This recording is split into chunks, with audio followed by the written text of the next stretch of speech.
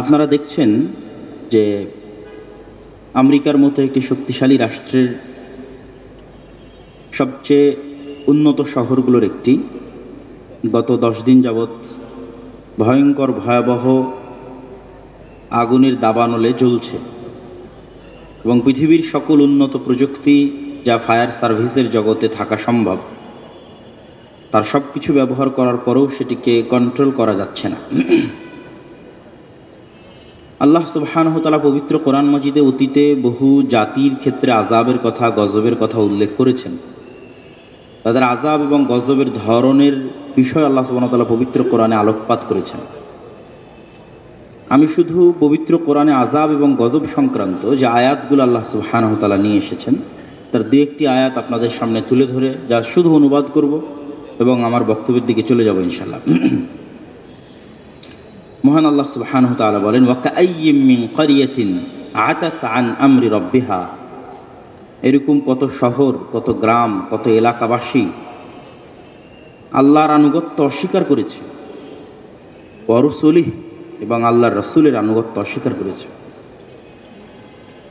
ফাহাসাবনাহা হিসাবান শাদীদা ওয়া আযাবনাহা আযাবান নুকরা, তাদেরকে আমি ভয়ঙ্কর শাস্তি ও কঠোর পাকড়াও করেছি। ফাযাকাত ওয়াবালা আমরিহা, তাদের যে গুনাহ, যে অন্যায়, এটির শাস্তি, এটির রেজাল্ট তারা পেয়ে গেছে।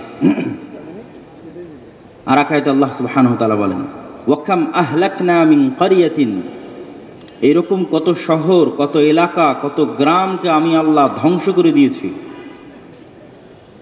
বাতিরত মাঈশাতাহা, যাদের উন্নত লাইফস্টাইল তাদেরকে অহংকারী করে তুলেছে। মাঈশাহ, জীবনযাপনের স্টাইল, জীবনযাপনের ধরন, সভ্যতা, যাদের উন্নত সভ্যতা, উন্নত লাইফস্টাইল তাদেরকে অহংকারী করে তুলেছিল, তাদেরকে এমনভাবে ধ্বংস করেছি। ফাতিলকা মাসাকিনুহুম লাম তুসকান মিন বা'দিহিম ইল্লা কালিলা, তাদের যে থাকার জায়গাগুলো, উন্নত বসবাসের জায়গাগুলো, ভিআইপি প্লেসগুলো, যেমন ঢাকার মধ্যে যদি আমরা ধরি গুলশান, বনানী, ধানমন্ডি, উত্তরা, ঠিক আমেরিকার মধ্যে যদি আমরা ধরি লস অ্যাঞ্জেলস, পৃথিবীর মধ্যে যদি ধরি দুবাই, তো আল্লাহ বলতেছেন এইরকম উন্নত শহরের, এইরকম উন্নত প্রযুক্তির, উন্নত লাইফস্টাইলের বহু শহরকে আমি আল্লাহ পূর্বে ধ্বংস করে দিয়েছি। কেমনভাবে ধ্বংস করেছি জানো? ধ্বংস করার পর সেখানে আর বসবাস করার উপযোগী থাকেনি, মানুষ আর বসবাসই করতে পারেনি। যেখানে গুলশান, বনানী, উত্তরাতে একটা ফ্ল্যাট কেনার জন্য মানুষ ক্রয় হয়ে পাগল হয়ে থাকে, দুবাইয়ে একটা বাড়ি ক্রয়ের জন্য পাগল হয়ে থাকে, লস অ্যাঞ্জেলসে একটা ফ্ল্যাট এবং বাড়ির জন্য পাগল হয়ে থাকে, তো এরকম বহু শহরকে আমি অতীতে এমনভাবে ধ্বংস করেছি যে এই সমস্ত ভ্যালুয়েবল ভিআইপি প্লেসগুলো আর বসবাসের উপযোগী থাকেনি। আল্লাহ সুবহানাহু ওয়া তাআলা বলছেন যে আল্লাহ অতীতে এরকম করেছে। ওয়া কাম মিন ক্বরিয়াতিন আহলাকনাহা ফাজাআহা বা'সুনা বায়াতান, আমি কত শহর এভাবে ধ্বংস করেছি যখন ওই শহরবাসী নিশ্চিন্ত মনে ঘুমন্ত ছিল অথবা দুশ্চিন্তা মুক্ত অবস্থায় দুপুরের পর বিশ্রাম নিচ্ছিল। আল্লাহ সুবহানাহু ওয়া তাআলা এগুলোর ধ্বংসের ধরনও আল্লাহ সুবহানাহু ওয়া তাআলা উল্লেখ করেছেন এবং কেন ধ্বংস করেছেন তা উল্লেখ করেছেন। ফাকুল্লান আখাযনা বিযামবিহি, আমি অতীতে যত শহর, বন্দর, নগর ধ্বংস করে দিয়েছি তার প্রত্যেকটা ধ্বংস করেছি পাপের কারণে।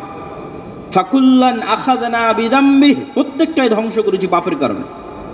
ফামিনহুম মান আরসালনা আলাইহি হাসিবা, কাউকে ধ্বংস করেছি প্রচণ্ড ঝড়ো বাতাসে। ওয়ামিনহুম মান আখাযাতহু সাইহা, কাউকে ধ্বংস করেছি বিকট আওয়াজে। ওয়ামিনহুম মান খাসাফনা বিহিল আরজ, কাউকে ধ্বংস করেছি মাটিতে ধসিয়ে দিয়ে। অমিনহুম মান আগরাকনা, কাউকে ধ্বংস করেছি পানিতে ডুবিয়ে। ওয়ামা কানা আল্লাহু লিয়াজলিমাহুম, আর এই সমস্ত অগণিত অসংখ্য নগর ও বন্দর, উন্নত শহরকে ধ্বংস করায় আল্লাহ অত্যাচারী নন। ওয়ালাকিন কানু আনফুসাহুম ইয়াজলিমুন, বরং ওই শহরবাসীরাই অত্যাচারী ছিল, এই জন্য ধ্বংস করে দিয়েছে। সম্মানিত উপস্থিতি, আল্লাহ সুবহানাহু তাআলার আযাব, আল্লাহ সুবহানাহু তাআলার গজব যে কোনো সময় যে কোনো মুহূর্তে চলে আসতে পারে। যেমন আল্লাহ সুবহানাহু তাআলা বলেন, এই আযাব এবং গজবের বর্ণনা দিতে কি আল্লাহ সুবহানাহু তাআলা বলেন, আফা আমিনা আহলুল কুরা আন ইয়াতিয়াহুম বাসুনা। আজকের যুগের এই উন্নত বিশ্বে, উন্নত প্রযুক্তির যুগে মানুষ কি নিজেকে নিরাপদ মনে করে নিয়েছে? আফা আমিনা আহলুল কুরা, ঢাকাবাসী কি তাদেরকে নিরাপদ মনে করে নিয়েছে? দুবাইয়ের অধিবাসীরা, সিঙ্গাপুরের অধিবাসীরা তাদেরকে কি নিরাপদ মনে করে নিয়েছে? ক্যালিফোর্নিয়া, নিউ ইয়র্ক, ওয়াশিংটন, লন্ডনের অধিবাসীরা তাদেরকে কি নিরাপদ মনে করে নিয়েছে? আফা আমিনা আহলুল কুরা আন ইয়াতিয়াহুম বাসুনা, যে আমি আল্লাহ, আমার আযাব তাদের উপর আসবে না, এমত অবস্থায় যে তারা ঘুমন্ত, এমত অবস্থায় যে তারা দিনের বেলায় খেলতামাশায় মত্ত, এই বিষয়ে কি তারা নিরাপদ? কিন্তু দুঃখজনক হলেও সত্য, আজকে কিন্তু আমরা আধুনিক প্রযুক্তির কারণে, সকল সুযোগ সুবিধা হাতের মুঠোয় থাকার কারণে, কখন বৃষ্টি হবে তাও আবহাওয়া অফিস বলে দিচ্ছে, কখন ঝড় হবে তাও বলে দিচ্ছে, এবং সকল বৃষ্টি থেকে বাঁচার জন্য, ঝড় থেকে বাঁচার জন্য আশ্রয় কেন্দ্র আছে, পুনর্বাসন কেন্দ্র আছে, আগুন লাগলে ফায়ার সার্ভিস আছে। এগুলো সকল উন্নত ব্যবস্থাপনা থাকার কারণে আমরা নিশ্চিন্ত হয়ে গেছি যে আর হয়তো আল্লাহর আযাব এবং গজব আসতে পারে না। নূহ আলাইহিস সালামের ঘটনা ওই হয়তো হয়ে গেছে শেষ, লূত আলাইহিস সালামের ঘটনা হয়তো হয়ে গেছে শেষ, পৃথিবীতে হয়তো আর আল্লাহর আযাব এবং গজব আসবে না। ওটি আল্লাহ কোরআনের আয়াতে বলছেন, আফা আমিনা আহলুল কুরা, আমি তো আগেই অসংখ্য উন্নত প্রযুক্তির শহরকে ধ্বংস করে দিয়েছি, অসংখ্য ভিআইপি শহরকে ধ্বংস করে দিয়েছি, যেখানে আর বসবাসের উপযোগী রাখিনি। তো আজকের যুগের মানুষেরাও যেন নিজেকে নিরাপদ মনে না করে, এবং আজকের যুগের মানুষেরাও যে নিরাপদ নয় এ সম্পর্কে আল্লাহ সুবহানাহু তাআলার, আমি বেশি বলবো না, শুধু আদ জাতিকে লক্ষ্য করে, আদ জাতি আল্লাহ সুবহানাহু তাআলাকে লক্ষ্য করে যে উত্তর দিয়েছিল, এবং আল্লাহ সুবহানাহু তাআলা আদ জাতিকে লক্ষ্য করে যে উত্তর দিয়েছিলেন, ফাআম্মা আদুন ফাস্তাকবারু ফিল আরজ। আর শুনে রাখো, আদ সম্প্রদায়ের কথা, যারা পৃথিবীতে অহংকার বশত চলতো, অকালু, আর আদ সম্প্রদায় বলতো, মান আশাদ্দু মিন্না কুওয়া, হে হুদ, তুমি আমাদেরকে, হুদ আলাইহিস সালাতু ওয়াস সালাম, তুমি আমাদেরকে আযাবের ভয় দেখাও, আল্লাহর গজবের ভয় দেখাও। মান আশাদ্দু মিন্না কুওয়া, আজকের পৃথিবীতে আমাদের চেয়ে শক্তিশালী কে আছে? তুমি আমাদেরকে আযাবের ভয় দেখাও, গজবের ভয় দেখাও। মান আশাদ্দু মিন্না কুওয়া, আমাদের চেয়ে শক্তিশালী আজকের পৃথিবীতে কে আছে? আমেরিকা বলতে পারে, ইসরায়েল বলতে পারে, মান আশাদ্দু মিন্না কুওয়া, আজকের পৃথিবীতে আমাদের চেয়ে শক্তিশালী কে আছে?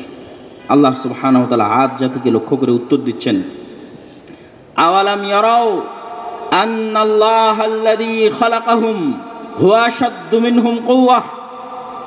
হে আদ সম্প্রদায়, সামুদ সম্প্রদায়, তোমরা শক্তিতে, সভ্যতায়, প্রযুক্তিতে যত উন্নত, যত শক্তিশালী হও না কেন, তোমাদের এত উন্নত, এত শক্তিশালী হওয়ার পরও তোমাদের সৃষ্টিকর্তা আল্লাহ, তিনি তোমাদের চেয়েও শক্তিশালী। কেন? তিনি তোমাদের সৃষ্টিকর্তা। তাহলে আমেরিকা যত শক্তিশালী হোক না কেন, আজকে ঢাকার সকল সিস্টেম যত উন্নত হোক না কেন, প্রযুক্তি ব্যবস্থা, প্রতিরক্ষা ব্যবস্থা যত উন্নত হোক না কেন, শেষ পরিচয় হচ্ছে এত উন্নতির পরও তারা কি? আল্লাহর সৃষ্টিজীব। আর আল্লাহ সুবহানাহু ওয়া তাআলা তাদের সৃষ্টিকর্তা। এই জন্য আল্লাহ বলছেন যে আমি যেহেতু সৃষ্টিকর্তা, হুয়া আশাদ্দু মিনহুম কুওয়া, তো যিনি সৃষ্টিকর্তা, তুমি যতই বড় হও তারপরও উনি তোমাদের চেয়ে শক্তিশালী। অতএব যে কোনো মুহূর্তে তোমাকে ধ্বংস করে দিতে পারে, তোমার সকল প্রযুক্তি অকেজো হয়ে যেতে পারে, সকল ব্যবস্থাপনা অকেজো হয়ে যেতে পারে। লা হাওলা ওয়ালা কুওয়াতা ইল্লা বিল্লাহিল আলিয়্যিল আযীম। নেই কোনো শক্তি, নেই কোনো ক্ষমতা আল্লাহর শক্তি ছাড়া, আল্লাহর ক্ষমতা ছাড়া। সম্মানিত উপস্থিতি, আল্লাহ সুবহানাহু ওয়া তাআলা নূহ আলাইহিস সালাতু ওয়াস সালামের কওমকে ধ্বংস করেছে বন্যার পানি দিয়ে, সমগ্র পৃথিবীতে ভয়াবহ বন্যায় ডুবিয়ে হত্যা করেছেন। ধ্বংস করে দিয়েছেন, যার বর্ণনা তাওরাতে আছে, যার বর্ণনা ইঞ্জিলে আছে, যার বর্ণনা কোরআনে আছে। আল্লাহ লূত আলাইহিস সালাতু ওয়াস সালামের কওমকে ধ্বংস করেছেন শহরকে উল্টিয়ে দিয়ে, আসমান থেকে আগুনের পাথর বর্ষণ করার মাধ্যমে। আল্লাহ সুবহানাহু ওয়া তাআলা আদ জাতিকে ধ্বংস করেছেন বিরিহিন সরসরিন আতিয়াহ, প্রচণ্ড ঠান্ডা ঝড়ো বাতাসে। সামুদ জাতিকে ধ্বংস করেছেন বিকট আওয়াজে, ওয়াহুম জাসিমিন, এমন বিকট আওয়াজ যে যে যে অবস্থায় বিকট আওয়াজ শুনেছে ওই অবস্থায় মারা গেছে। কেউ মুখে হাত তুলে খাবার দিচ্ছিল, ওইভাবেই খাবার খাওয়া অবস্থায় থেকে গেছে বিকট আওয়াজ শুনে। আল্লাহ বলছেন করেন ওয়াহুম জাসিমিন, ওই অবস্থায় শেষ হয়ে গেছে এবং ওই অবস্থায় থেকে গেছে ফ্রিজের মতো। মমের লাশকে যেমন মমি করা হয় সেভাবে। কেউ হয়তো খেলছিল, দৌড়াচ্ছিল, দৌড়ানো অবস্থায় বিকট আওয়াজ হয়েছে, দৌড়ানো অবস্থায় থেকে গেছে। ওহুম জাসিমিন, লা তাতাহাররাকুল আজসাদ, যে যে অবস্থায় ছিল ওই অবস্থায় শেষ হয়ে গেছে। আর যে ভয়ঙ্কর ঝড় বাতাস আল্লাহ আদ জাতির জন্য প্রেরণ করেছিলেন, প্রচণ্ড ঠান্ডা, বিরিহিন সরসরিন আতিয়াহ, ওই বাতাসের তেজ এত বেশি ছিল যেদিক দিয়ে বাতাস গেছে ওই দিক দিয়ে কেটে গেছে। শক্তিশালী প্রকাণ্ড খেজুর গাছ হলে ওই খেজুর গাছ কেটে চলে গেছে। আর ফেরাউনকে আল্লাহ সুবহানাহু ওয়া তাআলা পানিতে ডুবিয়েছে, আর কারুনকে আল্লাহ সুবহানাহু ওয়া তাআলা মাটিতে ধসিয়েছে। তো একই মূলনীতি, একই স্টাইলে আল্লাহ বারবার ধ্বংস করেনি। ঠিক যেমন লস অ্যাঞ্জেলসের যে আগুন, এই আগুনের ভিত্তিতে আল্লাহ অতীতে কোনো কওমকে ধ্বংস করেনি, কিন্তু এখন করছেন। তো কোরআন প্রমাণ করে যে আল্লাহ সুবহানাহু ওয়া তাআলা এক এক সময় এক একভাবে আযাব এবং গজব দিয়ে থাকেন। আর আজকে পৃথিবীর মানুষ আযাব এবং গজবের হকদার। শুধুমাত্র ফিলিস্তিনের গাজায় যে ৪৫ থেকে ৫০ হাজার নিরপরাধ, অসহায়, বাস্তুহীন, যাদের কাছে কোনো শক্তি নাই, যাদের কাছে কোনো অস্ত্র নাই, যাদের কোনো আশ্রয়দাতা নাই, এই সমস্ত আশ্রয়হীন, এই সমস্ত অস্ত্রবিহীন নিরীহ মানুষকে সারা পৃথিবীর মানুষের সামনে হত্যা করা হয়েছে। TikTok, YouTube, Twitter, Facebook, Instagram, সকল সংবাদ মাধ্যম, লাইভ টিভি ব্রডকাস্টিং, এগুলো সব কিছুর সামনে, পৃথিবীর সকল দেশের রাষ্ট্রনেতাদের চোখের সামনে, পৃথিবীর সকল মানুষের চোখের সামনে লাইভ হত্যা করা হয়েছে। অতএব শুধু লস অ্যাঞ্জেলস নয়, সারা পৃথিবীও যদি আগুনে জ্বলে যায় তো সারা পৃথিবী আগুনে জ্বলে যাওয়ার হকদার, কেননা তারা সামর্থ্য থাকার পরও গাজার মানুষদের বাঁচাতে যায়নি। তারা শক্তি থাকার পরও ইসরায়েলকে থামাতে যায়নি। সম্মানিত উপস্থিতি, অতএব আযাব এবং এই গজব থেকে আমাদের শিক্ষা নিতে হবে। যে কোনো মুহূর্তে আমরা আযাব এবং গজবের শিকার হতে পারি। আল্লাহ কোরআনে এগুলো বলেছেন, যার সামারি এবং সারমর্ম আমি আপনাদের সামনে তুলে ধরলাম। এবার আমার বক্তব্যের মূল বিষয়ে প্রবেশ করি। আমার বক্তব্যের যে মূল বিষয়, এ বিষয়ে আমি গত বহু বক্তব্যে আলোচনা করেছি। ইসলামের রাষ্ট্র ক্ষমতার ব্র্যান্ডিং কি? আপনারা প্রত্যেকটা কোম্পানির খুব ভালোভাবে ব্র্যান্ডিং জানেন, যে ব্র্যান্ডিংয়ে ডিটেইলস থাকে না, ব্র্যান্ডিংয়ের ছোটোখাটো কোনো একটা বিষয়কে ব্র্যান্ডিং হিসেবে ইউজ করা হয়, বাকি সবগুলো তো কমনই থাকে।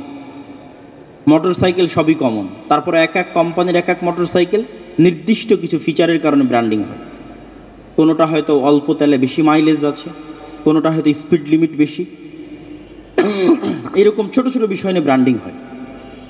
তো ইসলামের রাষ্ট্র ক্ষমতার ব্র্যান্ডিং কি? রাসূলুল্লাহ সাল্লাল্লাহু আলাইহি ওয়াসাল্লাম বলছেন, লা তাকুমুস সাআহ হাত্তা ইয়ানজিলা ঈসা ইবনে মারইয়াম, ততক্ষণ পর্যন্ত কিয়ামত সংঘটিত হবে না যতক্ষণ না মারিয়ামের সন্তান ঈসা পৃথিবীতে নেমে না আসে। ওয়ায়াকসিরুস সালিব, এবং ক্রুশকে ভেঙে না দেয়।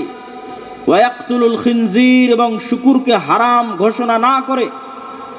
মারিয়ামের সন্তান ঈসা পৃথিবীতে নেমে আসবে, ক্রুশকে ভেঙে দিবে, শুকুরকে হারাম ঘোষণা করবে, 3 নাম্বার। আর সমগ্র পৃথিবীতে হাকামান মুকসিতা, ন্যায় বিচার প্রতিষ্ঠা করবে। ঈসা আলাইহিস সালাতু ওয়াস সালাম যে রাষ্ট্র প্রতিষ্ঠা করবেন, এটা ইসলামী রাষ্ট্র না অন ইসলামী রাষ্ট্র? ইসলামী রাষ্ট্র, অবশ্যই ইসলামী খেলাফা। তো ওই ইসলামী রাষ্ট্রের ব্র্যান্ডিং করছেন আল্লাহর নবী একটা ছোট্ট বাক্যে, হাকামান মুকসিতা। সমগ্র পৃথিবীতে ঈসা আলাইহিস সালাম কি প্রতিষ্ঠা করবেন? ন্যায় বিচার। তথা রাষ্ট্রে ইসলামের ব্র্যান্ডিং হচ্ছে ন্যায় বিচার। অবশ্যই মানুষ ব্যক্তিগত জীবনে তাওহীদ অবলম্বন করে জান্নাতে চলে যাবে, অবশ্যই। কেননা সকল নবী কি রাষ্ট্র ক্ষমতায় গেছে? যায়নি। তাহলে ওই সমস্ত নবীরা কি নাজাত প্রাপ্ত নয়? অবশ্যই নাজাত প্রাপ্ত। কিসের ভিত্তিতে নাজাত প্রাপ্ত? তাওহীদ। সব নবী তাওহীদের দাওয়াত নিয়ে এসেছেন। কিন্তু কখনো যদি ওই নবী রাষ্ট্র ক্ষমতায় অধিষ্ঠিত হতেন, যেমন দাউদ আলাইহিস সালাতু ওয়াস সালাম হয়েছেন, যেমন সুলাইমান আলাইহিস সালাতু ওয়াস সালাম হয়েছেন, যেমন মুহাম্মদ সাল্লাল্লাহু আলাইহি ওয়াসাল্লাম হয়েছেন, তখন অবশ্যই তাদের ব্র্যান্ডিং থাকতো ন্যায় বিচার। দাউদ ন্যায় বিচার প্রতিষ্ঠা করেছিলেন রাষ্ট্রে বসে, অবশ্যই মুওয়াহহিদ তাওহীদপন্থী। সুলাইমান আলাইহিস সালাতু ওয়াস সালাম ন্যায় বিচার প্রতিষ্ঠা করেছেন রাষ্ট্রে। মুহাম্মদ সাল্লাল্লাহু আলাইহি ওয়াসাল্লাম ন্যায় বিচার প্রতিষ্ঠা করেছেন। তাহলে রাষ্ট্রে ইসলাম প্রতিষ্ঠার ব্র্যান্ডিং হচ্ছে ন্যায় বিচার, ন্যায় পরায়ণতা। এখন ঈসা আলাইহিস সালাম যদি নিজে ন্যায় পরায়ণ না হয়, উনি কি রাষ্ট্রে ইসলাম প্রতিষ্ঠা করতে পারবে, ন্যায় বিচার প্রতিষ্ঠা করতে পারবে? এই জন্য সকল নবী রাসূলকে আল্লাহ সুবহানাহু ওয়া তাআলা জন্মগত ন্যায় পরায়ণ এবং সত্যবাদী করে পাঠিয়েছেন, কেননা যাতে তারা নেতা হতে পারে যদি সুযোগ আসে। রাষ্ট্রের নেতা না হতে পারলে যেন সমাজের নেতা হতে পারে, সমাজের নেতা না হতে পারলে যেন তার সঙ্গী সাথী অনুসারীদের নেতা হতে পারে। তো অনুসারীদের নেতা তো ততক্ষণ হতে পারবে না যতক্ষণ না তার মধ্যে ন্যায়পরায়ণতার গুণ থাকবে, সত্যবাদিতার গুণ থাকবে, হতে পারবে না নেতা। তো আজকের মুসলমানদের আপনি যদি দৃশ্য দেখেন তাহলে দেখবেন যে ন্যায়পরায়ণতা এবং সত্যবাদিতায় সামগ্রিকভাবে মুসলমানদের যে চারিত্রিক অধপতন, তা তৎকালীন আরব মক্কার মুশরিকদের চাইতেও বেশি অধপতন। আবু সুফিয়ান রাদিয়াল্লাহু তাআলা আনহু তখন তিনি কাফের মুশরিকদের সর্দার। হুদাইবিয়ার সন্ধির পর ব্যবসায়িক কাজে গেছেন সিরিয়ায়। বাদশাহ হিরাক্লিয়াস ডেকে পাঠিয়েছেন। কেন? বাদশাহ হিরাক্লিয়াসের কাছে চিঠি পৌঁছেছে আল্লাহর নবীর।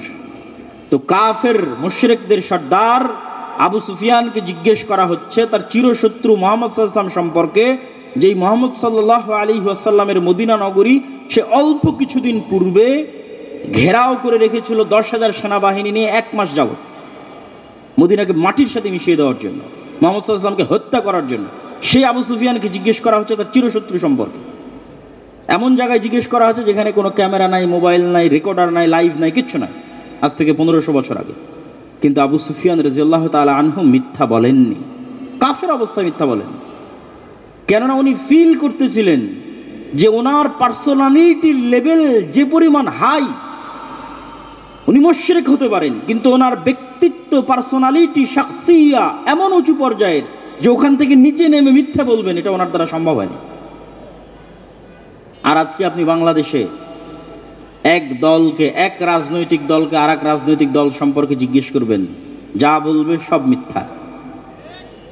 কেননা এই গণতান্ত্রিক রাজনীতিটা টিকেই আছে কিসের উপর?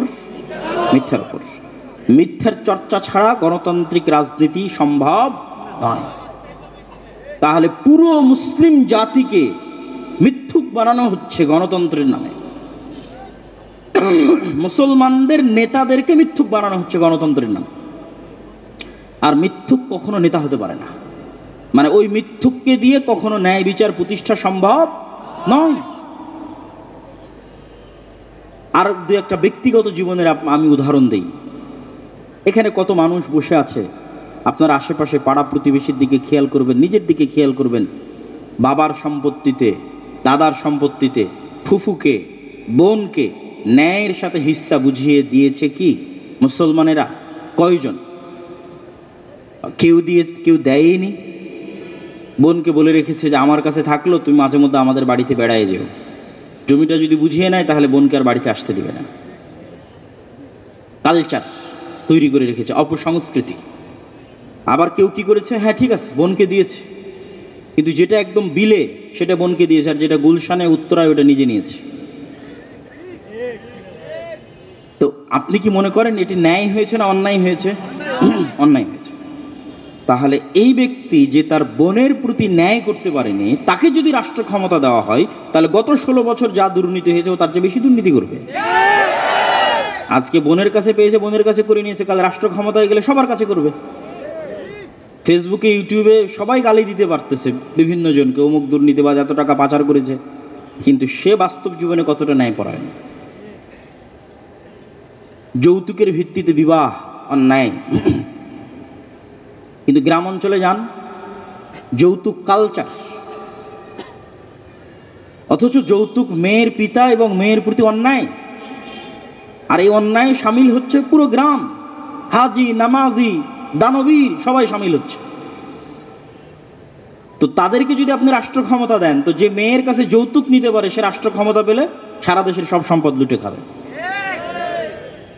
তাহলে সে কি রাষ্ট্রের ন্যায় বিচার প্রতিষ্ঠা করতে পারবে? পারবে না। তাহলে সে যদি রাষ্ট্রের ন্যায় বিচার প্রতিষ্ঠার যোগ্য না হয়, আল্লাহ তাকে রাষ্ট্র ক্ষমতা দিবে? দিবে না। এই জন্য মুসলমানেরা রাষ্ট্র ক্ষমতা থেকে দূরে। আমি ইউরোপে গেছি, ইংল্যান্ডে গেছি, মুসলমানেরা কি পরিমাণ মিথ্যা বলে সেটা আমি সেখানে দেখে এসেছি, বাংলাদেশেও দেখছি এখনো। মুসলমানে তো বলেই, ইউরোপ, ইংল্যান্ড, আমেরিকায় খ্রিস্টান এবং ইহুদিদের সাথে মুসলমানেরা মিথ্যা বলে দেধারসে 2টা টাকা বেশি পাওয়ার জন্য মিথ্যা বলে। অথচ সে বলতেছে আমি লা ইলাহা ইল্লাল্লাহ পাঠ করি, আমি মুসলমান, নামাজ পড়ি, দান করি, কিন্তু পুরো জীবনটা মিথ্যার উপর। এই গত ভোটের সময় দেখলাম রূপগঞ্জে যত এমপি প্রার্থী আছে সবার থেকে মানুষ টাকা নিয়েছে আর সবাইকে বলেছে ওকে ভোট দিবে। তার মানে পুরো একটা জাতি মিথ্যুক, পুরো একটা জাতি দুর্নীতিগ্রস্ত, দুর্নীতিবাজ। এই জন্য আমার লজ্জা হয়, আমার অপমান হয় যখন ভিডিওতে দেখি যে কেউ বলে যে আমি প্রশ্ন ফাঁসের টাকা আল্লাহর রাস্তায় দান করেছি। তখন আমার কাছে কষ্ট লাগে যে আমরা মানুষকে ইসলাম বুঝাতে পারিনি। মানুষকে ইসলাম বুঝালাম যে মানুষ প্রশ্ন ফাঁসের টাকা আল্লাহর রাস্তায় দান করার কথা গর্বের সাথে বলছে। কি ইসলাম বুঝালাম মানুষকে? রাসূলুল্লাহ সাল্লাল্লাহু আলাইহি ওয়াসাল্লাম বলেন, 3টে বৈশিষ্ট্য যদি কারো মধ্যে থাকে, মুনাফিকান খালিসা, স্পষ্ট মুনাফিক, ইদা হাদ্দাসা কাযাবা, কথা বললে মিথ্যা বলে, ওয়াদা করলে ভঙ্গ করে, দায়িত্ব প্রাপ্ত হলে আমানতের খেয়ানত করে। এগুলো সব দায়িত্ব। এখনই জামশেদ ভাই বলছিলেন মিডিয়ার কথা, যে মিডিয়ার লোকেরা এক এক বক্তার সাথে আর এক বক্তার ছবি জুড়ে দিয়ে যে থাম্বনেল দেয়, এইটা আমানতের খেয়ানত, মুনাফিক। তো সবাই 2টা টাকা বেশির জন্য নিজ নিজ দায়িত্বের সাথে খেয়ানত করতে চায়। সবাই বলছে আমরা মুসলমান, সবাই বলছে আমরা নামাজি, সবাই বলছে আমরা হাজি, কিন্তু এই মুনাফিকের নামাজ দিয়ে, মুনাফিকের হজ দিয়ে, মুনাফিকের দান দিয়ে, মুনাফিকের যাকাত দিয়ে কখনো গোলামি থেকে মুক্তি হবে না। গোলামি থেকে মুক্তি পেতে চাইলে রাসূল সাল্লাল্লাহু আলাইহি ওয়াসাল্লামের মতো সালাত, আবু বকর ওমরের মতো সালাত, তাদের মতো সিয়াম, তাদের মতো হজ, তাদের মতো যাকাত লাগবে। আবু বকর ওমর যখন সালাতে দাঁড়াতেন, শতভাগ সত্যবাদী অবস্থায়, শতভাগ ন্যায় পরায়ণ অবস্থায় সালাতে দাঁড়াতেন, যেটা 100% নিষ্কলুষ নির্ভেজাল সালাত। যেই সালাতের প্রভাব পড়ত পারস্য রোমান সাম্রাজ্যের বাদশাদের সিংহাসন পর্যন্ত ওই সালাতের প্রভাব পৌঁছে যেত, ব্যক্তিত্বের প্রভাবের কারণে। সম্মানিত উপস্থিতি, এই কথার সাথে আর 2-1টি কথা যুক্ত করে, যে মানুষ গোলাম কেন আমরা, রাসূলুল্লাহ সাল্লাল্লাহু আলাইহি ওয়াসাল্লামের আরেকটা হাদিস শুনেন। আল্লাহ নবী বলছেন, আল্লাহুম্মা ইন্নী আউযু বিকা মিনাল মা'সামি ওয়াল মাগরাম, হে আল্লাহ পাপ থেকে মুক্তি চাই, ঋণের বোঝা থেকে মুক্তি চাই। আরেক দোয়ায় আল্লাহ নবী বলছেন, আল্লাহুম্মা ইন্নী আউযু বিকা মিনাল হাম্মি ওয়াল হুজনি, হে আল্লাহ দুশ্চিন্তা থেকে মুক্তি চাই। বলতে বলতে বলছেন ওয়া গালাবাতিদ দাইন, ঋণের বোঝা থেকে মুক্তি চাই। আল্লাহ নবীকে জিজ্ঞেস করা হলো, কেন আপনি এত ঋণ থেকে মুক্তি পেতে চান? রাসূলুল্লাহ সাল্লাল্লাহু আলাইহি সাল্লাম বলেন, ইজাস্তাদানা রাজুল, মানুষ যখন লোন নেওয়া শুরু করে মিথ্যা বলা শুরু করে। আবারও বলছি, আল্লাহর নবী বলছেন, মানুষ যখন লোন নেওয়া শুরু করে তখন কি বলা শুরু করে? মিথ্যা বলা শুরু করে। আর মিথ্যা বললে নেতা হওয়া যায় না গোলাম হতে হয়? গোলাম হতে হয়। আর দেখবেন পুরো বাংলাদেশের অলিতে গলিতে সব জায়গায় কিস্তিতে লোনে ভরপুর। লোন ছাড়া কোনো ক্যাশ মানি যেন পৃথিবীতে না থাকে সেটার ব্যবস্থাপনাও হচ্ছে। বাংলাদেশে তাও লোন মুক্ত জীবনযাপন করার চেষ্টা করলে করা যায়, ইউরোপ আমেরিকায় সেটিও সম্ভব নয়। আপনার ক্রেডিট কার্ড না থাকলে আপনাকে কেউ বাসায় দেবে না। সম্মানিত উপস্থিতি, এটি দ্বারা কি বুঝালাম? যে আল্লাহর নবীও বুঝতেছেন যে মিথ্যা বললে মানুষ গোলাম হয়, আত্মমর্যাদা নষ্ট হয়, আত্মসম্মান নষ্ট হয়। এই জন্য মিথ্যা থেকে বাঁচতে লোন থেকে বাঁচতে চাচ্ছেন। কত সুদূর প্রসারী তার চিন্তাধারা। উনি লোনের ধারে কাছে যাবেন না যেন মিথ্যা না বলা লাগে। মিথ্যা বললে তো আর আত্মমর্যাদা, আত্মসম্মান, পার্সোনালিটি, ব্যক্তিত্ব সব শেষ। আর আমাদের সমাজে লোন নিয়ে পরিবারের মালিক তো মিথ্যা বলছেই, পরিবারের সন্তান, পরিবারের স্ত্রী সবাই মিথ্যা বলছে। পুরো একটা পরিবার মিথ্যার উপর গড়ে উঠতেছে, অন্যায়ের উপর গড়ে উঠতেছে। সম্মানিত উপস্থিতি, ইসলামী রাষ্ট্রের ব্র্যান্ডিং এটি, এবং আমরাও যদি ইসলামী রাষ্ট্র প্রতিষ্ঠা করতে চাই আমাদেরকে এই গুণে গুণান্বিত হতে হবে। আল্লাহ আমাদের তৌফিক দান করুক, আল্লাহুম্মা আমিন। 2 নম্বর পয়েন্ট, আমরা ইসলামী রাষ্ট্র প্রতিষ্ঠা করতে ব্যর্থ হচ্ছি তার আরেকটি বড় কারণ, আমাদের নিজেদের নবীর সুন্নাতের উপর, আমাদের নিজের দিনের উপর আমাদের কনফিডেন্স নাই, আত্মবিশ্বাস নাই। আমি বেশি উদাহরণ দিব না, 2-1টা উদাহরণ দিই যে আত্মবিশ্বাস যে নাই। 1947-এ ভারত প্রতিষ্ঠা হয়েছে ধর্মনিরপেক্ষ মতবাদের উপর, সেকুলারিজমের উপর। আর 1947-এ পাকিস্তান বাংলাদেশ প্রতিষ্ঠা হয়েছে ইসলামের উপর। আজ সেই ভারত 70 বছর পর কট্টর হিন্দুত্ববাদকে রাষ্ট্রে প্রতিষ্ঠা করেছে। আর আজ 70 বছর পর বাংলাদেশ এবং পাকিস্তান পাল্লা দিয়ে সেকুলার হওয়ার চেষ্টা করছে। সংবিধান রচনা করবে, তার মধ্যে ইসলাম আর আল্লাহর নামটা দিতেও ভয় পায়। আবার এই প্রজন্মই Facebook, YouTube, TikTok, Instagram, Twitter এগুলো থেকে বড় বড় লেকচার দেয়, ভারতের এরা তো গোমূত্র সেবনকারী। গোমূত্র সেবন করা ভ্রান্ত কাজ, কিন্তু গোমূত্র সেবনের মতো ভ্রান্ত কাজের উপর কতটা তার কনফিডেন্স আছে? তুমি যে উম্মতে মুহাম্মাদি, তোমার নবীর সুন্নাতের উপর তোমার কতটা কনফিডেন্স আছে? তাহলে সাহসী কে? সাহসী তো ভারতের হিন্দুরাই সাহসী। তুমি যদি বলো আমরা সাহসী, তাহলে তুমি তোমার নবীর সুন্নাতের উপর কঠোর হও এবং ওপেন তোমার নবীর সুন্নাতের কথা বলো, রাষ্ট্রে ইসলামের কথা বলো। কেন ইসলামের কথা বলতে 10 বার বামে 10 বার ডানে তাকাতে হবে? কে জানি আমাকে টেররিস্ট বলে, জঙ্গি বলে। কেন?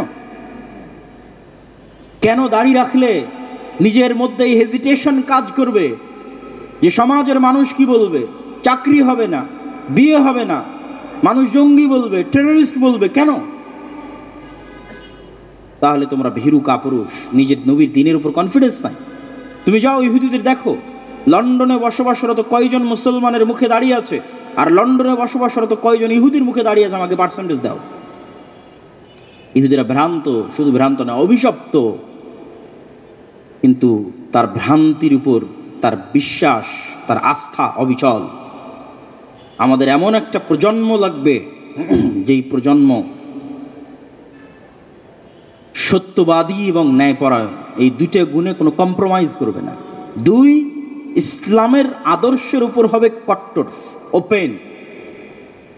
3, যতগুলো তাগুতি তন্ত্রমন্ত্র আছে, এই তাগুতি তন্ত্রমন্ত্র দিয়ে ইসলাম প্রতিষ্ঠার চেষ্টা করবে না। কেন? এটা ইব্রাহিম আলাইহিস সালামের আদর্শ। ইব্রাহিম আলাইহিস সালাম বলেছেন, কাফারনা বিকুম, আমি কাফের। কিসের কাফের? তোমাদের মূর্তির কাফের, যে মূর্তিগুলোর তোমরা পূজা করো। যতক্ষণ আপনি নিজেকে পৃথিবীতে চলমান তাগুতের কাফের ঘোষণা না করতে পারবেন, ততক্ষণ আপনার ঈমান পূর্ণ হবে না। এই তন্ত্র মন্ত্রগুলোর জন্মই হয়েছে এই জন্য যেন ইসলাম কোনোদিন রাষ্ট্র ক্ষমতায় না যায়, এই জন্যই জন্ম হয়েছে। আপনি তন্ত্র মন্ত্রগুলোর সাথে আপোষ করে বিকৃত ইসলাম, শিরক যুক্ত ইসলাম, বেদাত যুক্ত ইসলাম, কম্প্রোমাইজিং ইসলাম, সেকুলার ইসলাম রাষ্ট্রে প্রতিষ্ঠা করতে পারেন, কখনোই এই তন্ত্র মন্ত্রগুলো দিয়ে অবিকৃত পূর্ণাঙ্গ ইসলাম রাষ্ট্র ক্ষমতায় প্রতিষ্ঠা করা কোনো কালে সম্ভব নয়। ইসলামকে পূর্ণাঙ্গ অবস্থায় উইথ ফুল পাওয়ার রাষ্ট্র ক্ষমতায় নিয়ে যেতে হলে আগে তাগুতকে পরিপূর্ণরূপে অস্বীকার করতে হবে, তাগুতের কাফের হতে হবে, এবং নিজের নবীর দ্বীনের উপর, নবীর আদর্শের উপর পূর্ণ আস্থা এবং বিশ্বাস থাকতে হবে, কোনো কম্প্রোমাইজ করা যাবে না। আর সত্যবাদিতা এবং ন্যায়পরায়ণতায় কোনো কম্প্রোমাইজ হবে না, না হলে নেতা হওয়া যাবে না। সত্যবাদিতা ন্যায়পরায়ণতা ছাড় দিলে মাফটাপ নিয়ে জান্নাত যাওয়া যেতে পারে, আল্লাহ ক্ষমা করে দিলে, মানুষ ক্ষমা করে দিলে জান্নাত চলে যেতে পারে, কিন্তু নেতা হতে পারবে না। যদি বলে আমি নেতা হব, মিথ্যা বলা যাবে না। যদি বলে নেতৃত্ব দিব, আল্লাহ আমাকে আমাদের মুসলমানদের নেতা বানাও, তাদের হাতে পৃথিবীর নেতৃত্ব দাও, দেশের নেতৃত্ব দাও, তাহলে মুসলমানদের এটার যোগ্য হতে হবে। কি মুসলমান, সাধারণ মুসলমানদের কথা কি বলবো? আপনি আলেম ওলামাদের কাছে যান, মসজিদ মাদ্রাসায় যান, ইসলামী দলে যান, ইসলামী দলের আমির ওই কর্মীকেই পদ দিয়ে রেখেছে যে বেশি চামচামি করে, আর ওই কর্মীকে পদ দেয়নি, পারলে বের করে দিবে যে বেশি পরিশ্রম করে কাজ করে। তাহলে ন্যায়পরায়ণতা নাই, যে তার দলে ন্যায় প্রতিষ্ঠা করতে পারেন, রাষ্ট্রে কি ন্যায় প্রতিষ্ঠা করবে? আপনি ইসলামী দল, সংগঠন, মসজিদ মাদ্রাসায় যত গন্ডগোল আছে প্রত্যেকটা বিভেদের মধ্যে গিয়ে দেখেন ন্যায় নাই, এই জন্য বিভেদ চলতেছে। তাবলিগ জামাতের মধ্যে দুটো গ্রুপ, আকিদা মাসলা মাসাইল পরে, আপনি আরো ভিতরে ঢুকেন দেখবেন ন্যায় নাই, ন্যায় হারিয়ে গেছে, ন্যায় পরায়ণতা প্রতিষ্ঠা করতে পারা যায়নি। ফলত মুসলমানেরা গোলাম আছে, মুসলমানেরা নেতা হতে পারছে না, আল্লাহ মুসলমানদেরকে নেতা বানাচ্ছেন না। আল্লাহ সুবহানাহু ওয়া তাআলা আমাদেরকে এই গুণগুলো সংশোধন করত, গোলামি থেকে মুক্তি দিয়ে নেতৃত্বের আসনে যাওয়ার তৌফিক দান করুক, আল্লাহুম্মা আমিন। আগামী 13 ও 14 ফেব্রুয়ারি আপনাদের এখান থেকে খুবই কাছে আন্তর্জাতিক বাণিজ্য মেলায় তো সবাই যাচ্ছেন। তো আন্তর্জাতিক বাণিজ্য মেলার পাশেই আল জামিয়া সালাফিয়া রূপগঞ্জ নারায়ণগঞ্জে পাকিস্তান, ভারত, বাংলাদেশ, সৌদি আরব সব দেশের আলেম ওলামারা থাকবেন। 13-14 ফেব্রুয়ারি আজকের যে শায়েখগণ আছেন তারাও উপস্থিত থাকবেন। আপনাদের অংশগ্রহণের উদাত্ত আহ্বান থাকলো, বলেন ইনশাআল্লাহ। পাশাপাশি দাওয়া ইলাল্লাহ এবং মাসিক আল ইতিসাম, সমসাময়িক সকল বিষয়ে মাসিক আল ইতিসামে লেখনী পাবেন। আমি নিজেও লিখি। মাসিক আল ইতিসামের অধ্যয়নের উদাত্ত আহ্বান জানিয়ে আজকের সংক্ষিপ্ত বক্তব্য এখানেই শেষ করছি। ওয়াখির দাওয়ানা আনিল হামদুলিল্লাহি রাব্বিল আলামিন। আসসালামু আলাইকুম ওয়া রাহমাতুল্লাহি ওয়া বারাকাতুহু।